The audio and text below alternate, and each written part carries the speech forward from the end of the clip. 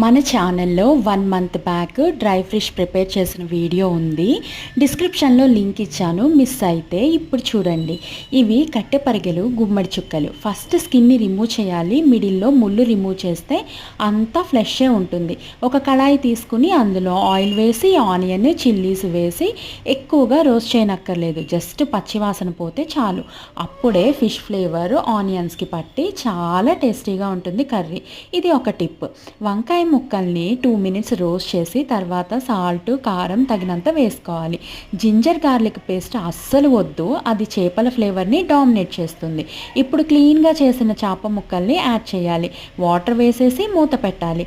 Water అంతా అయిపోయి అప్పుడే కళాయికి అంటుతుంది అనే టైంలో స్టవ్ ఆఫ్ చేసి 2 మినిట్స్ కదపకుండా ఉంచాలి. అప్పుడే సెట్ అవుతుంది కర్రీ.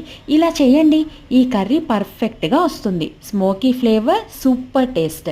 ఇన్స్టెంట్ డ్రై ఫిష్ మార్కెట్లో దొరుకుతుంది, ట్రై చేయండి. బట్ వీడియోని లైక్ చేయడం మర్చిపోకండి. మీ ఇంట్లో ఎలా చేస్తారో తప్పకుండా కామెంట్లో షేర్ చేయండి. సబ్స్క్రైబ్ చేయండి, ఇంకా చాలా స్పెషల్ రెసిపీస్ వస్తాయి.